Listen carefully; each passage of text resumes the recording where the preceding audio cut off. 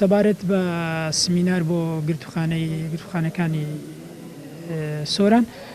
دەستنیشانکردنی هەندێک ڕاهێنانی تایبەتە بەو گرتوخانانە کە بتوانن ڕۆژانە ئەنجام بدەن. ناکرێت هیچ کەسێک یعنی کە لە گرتوخانەیە دەبێ ئەوان شوەکو کەسانی احتیادی چاڵاشی وەرشان لێ بکرێتەوە وەکو ڤۆلیبۆل وەخت تۆپی باڵەیە یاخود تێنسی سەرمێزە و دەستنیشانکردنی هەندێک ڕاهێنانی تایبەت بۆ یعنی فەقەرەی گشت گرتوخانەکان و دەستنیشانکردنی بەرنامەیەکی تایبەت و هەتاکو بتوانن خۆڕاگرتنی ماسوولەکان بە شێوەیەکی زانستیانە بێت و ڕۆژانە عەفەن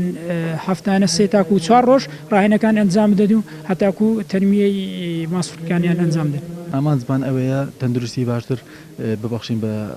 زیندانیەکان لە ڕێی وەرزشەوە کە پێیان ڕابگەین وەرزش چەند گرنگە و چەند پێویستە